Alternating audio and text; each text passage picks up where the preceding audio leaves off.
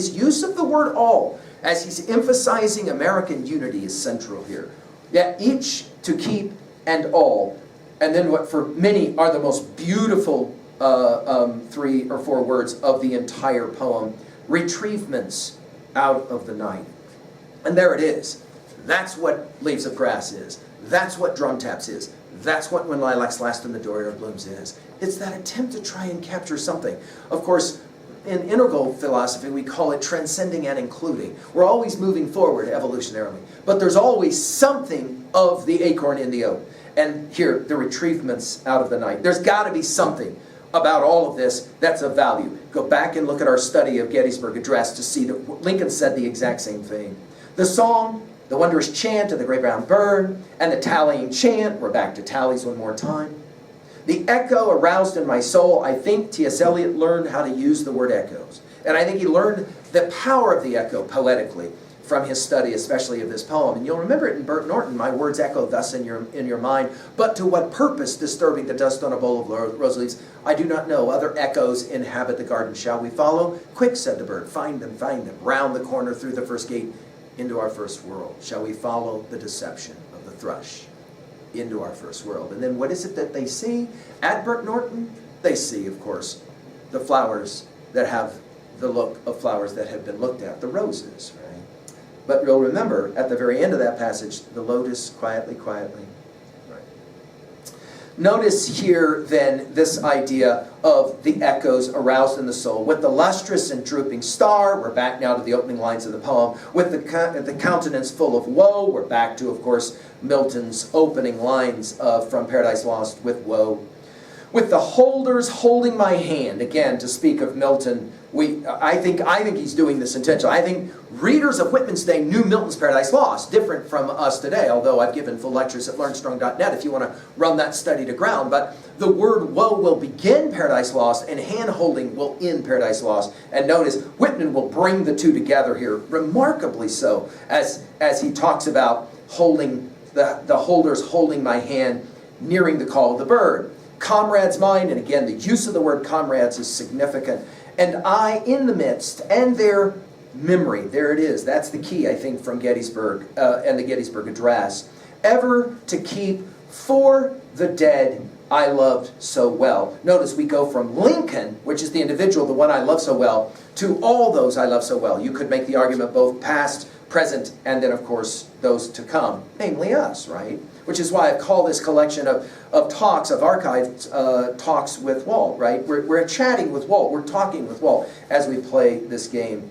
For, the last now 3 lines. For, the sweetest, listen to all the S sounds here. The sweetest, wisest soul of all my days and lands, dash, and this for his dear sake.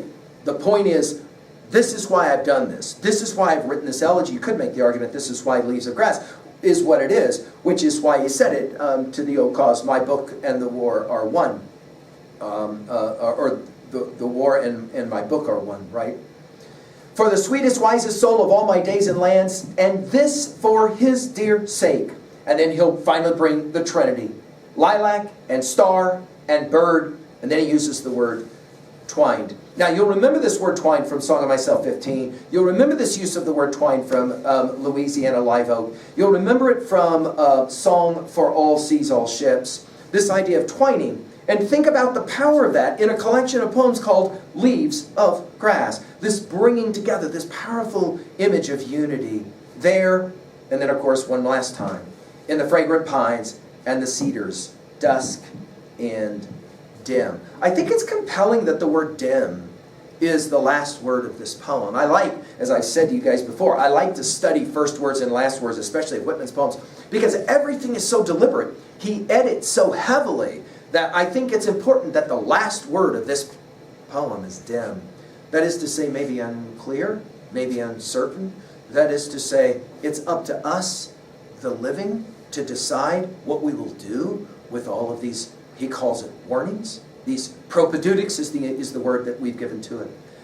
Well, how are we going to finish a study like this one? What an amazing accomplishment. One of the truly remarkable accomplishments of American poetry, and I would say world poetry. I think one of the real important arguments that Whitman is making is that immortality comes through pain, it comes through suffering. This is his theodicy again. Not why did this happen to us, but why did this happen for us? That's the question. And that is fundamental for Whitman. That is fundamentally American. That is to say, reconciliation must happen between life and death and more life. That's the nature of it. That's why we read again those lines from Song of Myself 6.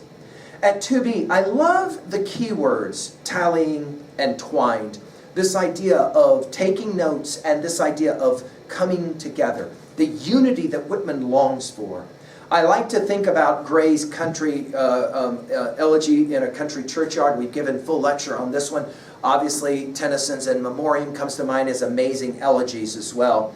We're about to step now into O Captain, My Captain, and we're going to find that as well, a fascinating case study between the two poems as a great elegy.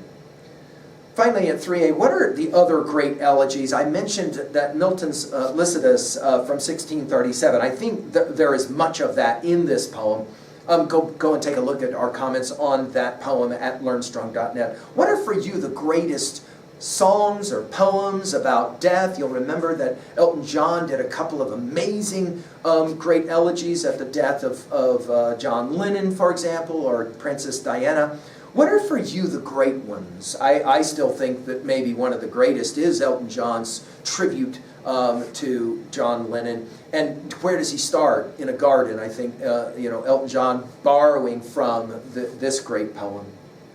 Finally, at 3b, how are we going to own a poem like this? And how do we move beyond a poem like this? Some will argue that this is the penultimate poem about what it means to be an American. So it begs the question, do you think that we as Americans can still twine together? Can we do that? Can we twine together? Can we grow together in spite of our pain, our suspicion of each other? And can we find a way to live together and move beyond the tragedies of our history? I look forward to your return with O Captain, My Captain. Thank you.